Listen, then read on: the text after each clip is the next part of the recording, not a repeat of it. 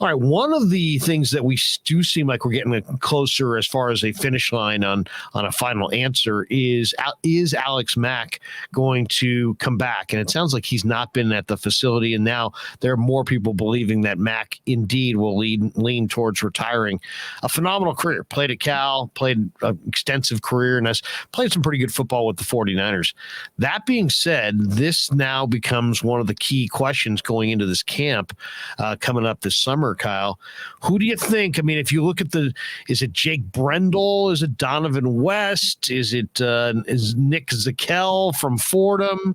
Is it Brunskill moving from right guard to center with Jalen Moore maybe stepping in at right guard? Is School in the mix here?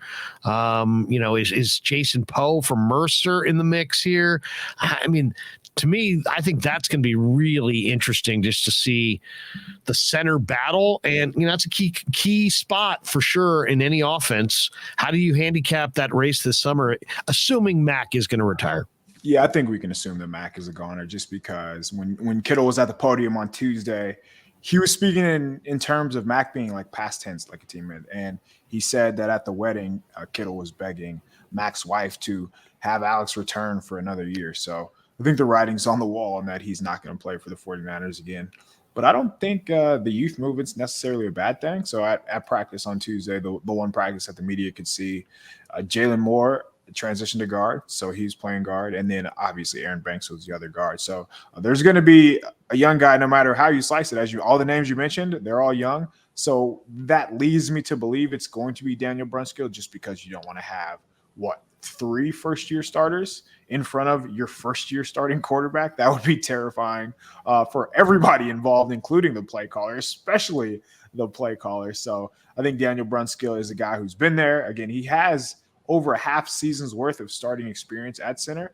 And, for a center, he has to make the calls. He has a lot on his plate, but you don't have to be a world beater, man. You don't have to have these pancake blocks. You don't have to the way that they slide their protections, it seems like Brunskill won't be lining up one-on-one against Aaron Donald anymore. He'll be more of the helper in pass protection. So I think getting a guy like Brunskill who just has awareness, has played multiple positions, and has seen more at the NFL level than all the other guys that you named, he probably has the inside track. I imagine he'll have the best chance to win the starting job. But like some of those athletes, just athletically, of the other names, they are probably next in line. Like they are probably down the road if Brunskill doesn't work out. So again, they have a lot of, room to work with when it comes to Daniel Brunskill, but he's not tied to the roster. It's not like he's going to be around forever. So he's on a 1-year deal. He's an unrestricted free agent next year. So really it's a 1-year tryout for everybody. And Brunskill has probably the leg up. What do you think? Do you think it's Brunskill's job to lose?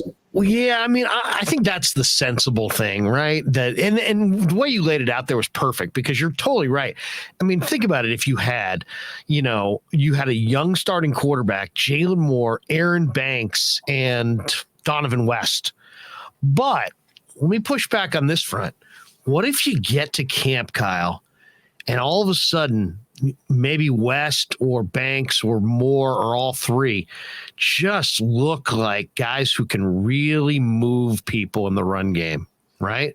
What if these guys are blowing people off the ball? West is pretty strong and about 310. What if the kid from Mercer starts blowing people off the ball because he's playing with leverage and he's strong in the upper body and he starts really giving you some pop in the run game? And then you've got, big-bodied Aaron Banks with a year of experience at left guard, back where he's comfortable, and Jalen Moore, who I really like Jalen Moore. I think he's a really good-looking young offensive line prospect. Let's just say you're getting some serious punch, some serious pop in the run game from those interior guys. Man, that would be awfully intriguing.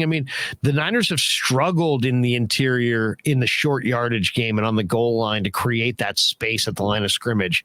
And now you got a quarterback who can take it up on in there, and you're pretty confident in his physicality and his power. And then you got 3 young, powerful blockers that could maybe actually move people in the run game. I don't know. I'll just say this. I agree with you. I would say 90% chance it's Brunskill. But I'll give a 10% chance that they show up in camp and just whoever really moves people in the interior takes that gig. And maybe they're more of a power run team this year than we've seen in the past because they do have Banks and Poe and Moore and Trey and some bigger backs. I don't know. I think it makes tons of sense to go with Brunskill for a lot of reasons, as you kind of laid it out there perfectly. But I would say that would be the one. Maybe they could be totally dominant in the interior, running the football. And if that were the case, man, that would be hard. That would be a hard thing to look away from, especially if you thought like West or Poe could be like a plug and play 5 or 6 year starter.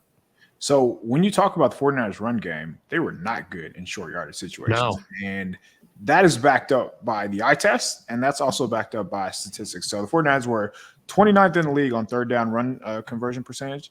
They gained a first down on only 42% of their rushing attempts on third down.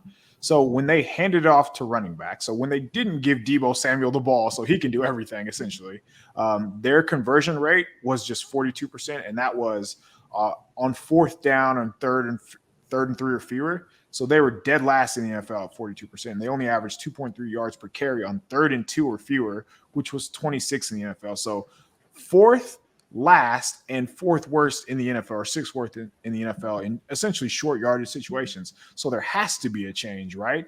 And what about the opposite? And I will say, if it's Donovan West, if it's Jason Poe, if it's one of these guys and they're starting to flash, the good news for the 49ers, their coaching staff, Kyle Shanahan, they do give their young guys a chance. So it might not happen the first couple practices, but eventually, and we saw with Trey Lance, like last year during training camp, as he was getting more and more comfortable, we started to see more split reps. Like it went from 90-10 to Jimmy to almost 60-40, 50-50 for the quarterback split. So if they were willing to do that with a first-year quarterback, and I know they have a lot of investments in him, they will probably do that for one of these younger centers.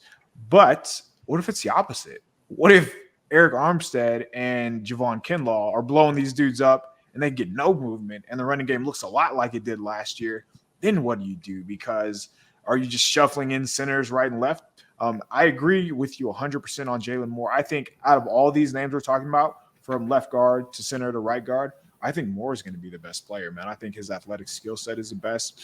I feel like the mistakes that he made last year were mental and they weren't physical, and you can correct those. You can't teach him to be big and strong like he is. You can't teach him to move the way he is. You can't teach him to be able to reach or cut off guys, and I think Moore has a lot of the traits that you want, and obviously played at a high level in college in the SEC, but I'm really excited to see what he does. And last year, he wasn't supposed to play tackle. Kyle Shanahan talked about that. There was just so many injuries at tackle that they had to play in there and never really got a chance to move inside to guard. So he's made the swap. He's made the position switch, and I think it's going to do well for him. Yeah, I liked him, before the Niners drafted him. I think I saw him in one of the All-Star games, and he's just burying people in the run game, and he's athletic, he's tough. I like that pick. And I know he didn't resurface at the end of the year, and Compton got all the reps, but I'm not deterred at all by that. I liked what I saw in the preseason, and I have high expectations for young Jalen Moore here in year 2.